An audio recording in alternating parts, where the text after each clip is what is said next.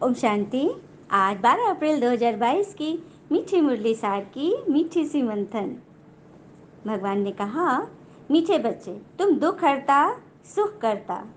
भगवान के बच्चे हो, तुम्हें मनसा वाचा कर्मणा किसी को भी दुख नहीं देना है, सबको सुख दो। तो हम किसके बच्चे हैं? हम आरती में क्या गाते हैं?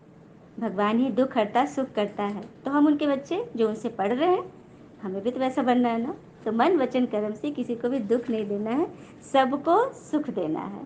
कहते हैं ना कि जीवन बीत जाती है जिंदगी ढूंढने में कि ढूंढना क्या है, जबकि मालूम यह भी नहीं कि जो मिला है उसका करना क्या है। सिर्फ धन पदार्थों का संग्रह करते जाएंगे तो उसका लुत्फ कब उठाएंगे? जिंदगी लंबी न भी जियो पर भरपूर जियो, खुशी में जियो। स्वयं के जीवन में हम अगर दूसरे की सफलता को स्वीकार नहीं करते तो वह ईर्ष्या बन जाती है, और अगर स्वीकार कर लेंगे तो वह प्रेरणा बन जाती है। तो बस हर एक बात में हमें सुख लेना और सुख देना है, चाहे कुछ भी हो। हाँ, बहुत सारी बातें आती हैं जीवन में, लेकिन हम उस सिचुएशन से कैसे हैंडल कर रहे हैं। जैसे कोई भी सिचुएशन आ गई हमारे जीवन में, तो बस एक थॉट क्रिएट करें कि मैं मास्टर सर्वशक्तिवान हूँ।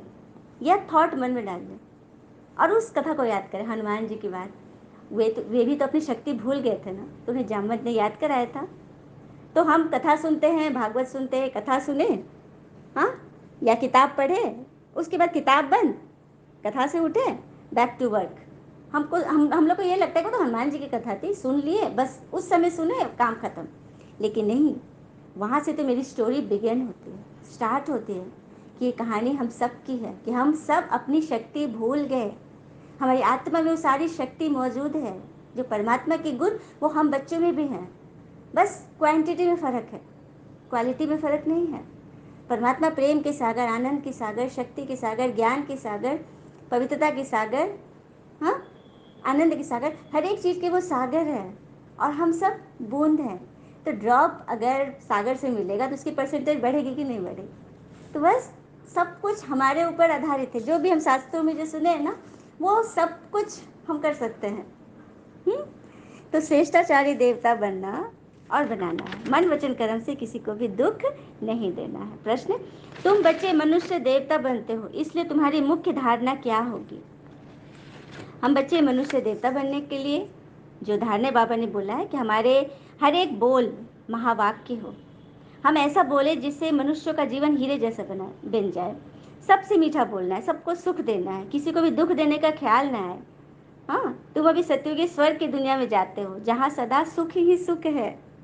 हम ऐसी दुनिया में जा रहे हैं, उस दुनिया के लायक बने जहाँ दुख का नामो निशान नहीं है, और यहाँ यहाँ तो सुख का नामो निशान नहीं है।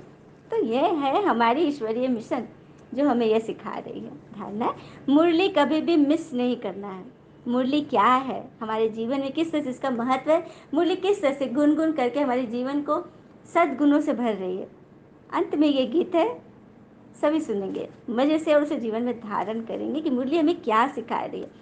तो पढ़ाई में बहुत बहुत एक्यूरेट रहना है, रेगुलर रहना है। इस मुरली मंथन को बस सुनते रहिए, ये अपना काम धीरे धीरे सबकॉन्शियस माइंड में जाकर आपके जीवन में जो शक्तियाँ हम खो चुके हैं ना, उसको वापस लाएगी।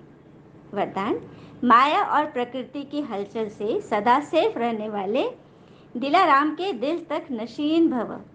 माया और प्रकृति, माया क्या है? हमारी अपनी कमी कमजोरियाँ। हाँ, हम शिवलिंग पर भांग चढ़ाते हैं, धतूरा चढ़ाते हैं, कनेल के फूल, जहरीले फल फूल चढ़ाते हैं। इसका अर्थ भगवान ने आकर बताया कि वो हमारे पिता है, हमारे गार्जियन है। तो बच्चे अपनी कभी कमजोरियाँ चढ़ाते हैं, और शिव जी को कहते हैं ना भांग पसंद है। तो भांग कौन सा? प्रेम का नशा, आनंद का नशा। और वही नशा वो हमें खिला रहे हैं, हमें वही भांग दे रहे हैं जिससे हम सदा खुश रहें। खुशी का नशा आज किसी के पास है? खुशी का नशा, आनंद का नशा किसी के पास है? हाँ, पैसे बहुत है तो हम गलत गलत व्यसन आदि सीख लेते हैं, उसके नशे में रहते हैं। लेकिन वो तो हमें रसातल की ओर ले जा रहा है, हमारे शरीर को सबसे पहले बीमार कर रहा है ना। तो कोई भी प्रकृति के हलचल, किसी भी तरह की कोई कुसंग का भी हम पर जो प्रभाव हो, उससे सदा सेफ रहना है। तो भगवान के दिल तक नशीन बनो। भगवान के दिल पर कौन विराजेंगे? जो उनके नियम पे चलेंगे, जो उनके नियम पे चलने की कोशिश भी करेंगे। चलिए हमसे नहीं हो रहा है, हम भगवान से बात करेंगे, शक्ति लेंगे उनसे। सदा सेफ रहने का स्थान बस वही है, क्योंकि वहाँ पे अपूर्व, अथाह, अपार लाइट और माइट है। कहते हैं ना, हम जंगल में भी जाते हैं तो आग जला के बैठेंगे तो जंगली जानवर भी वहाँ पे नहीं फटकेगा, है ना, सबको पता है ना। और ये भी मालूम है, ऋषि महात्मा जब तपस्या करते थे, जंगल में रहते थे, उनके इतने से पवित्र वाइब्रेशन थे, प्रेम स्नेह मय थे वो लोग, कि जंगली जानवर उनके आश्रम के आसपास घूमते थे और पालतू जैसे रहते थे। तो ये वाइब्रेशन की कमाल है। हाँ, हमारे स्नेहमयी शक्ति, हर किसी के प्रति हमारी जो शुभ भावना जो अंदर से निकल रही है, ये उसका कमाल है।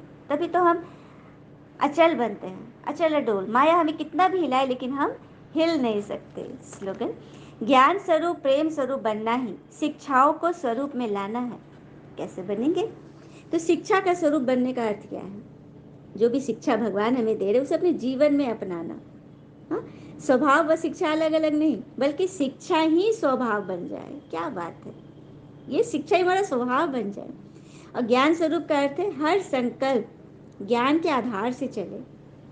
एक एक संकल्प जो भी हम सोचे बोले करें वो ज्ञान के आधार से चले, जो बाबा ने सिखाया उसी आधार पर चले। और प्रेम स्वरूप अर्थात वाणी में व्यवहार में मधुरता हो, ईश्वरीय स्नेह व प्रेम स्वतः ही हमसे टपकती रहे। मतलब ऐसे हमारी वाणी में, हमारी दृष्टि में, हमारे कर्मों में ये सब परिलक्षित हो। और ज्ञान वो पवित्र गंगा है जिसमें हम तन मन धन, हमारा उससे सब निर्मल पवित्र हो जाता है। हमारे हर रोग शोक सब मिट जाएंगे इस गंगा जल से।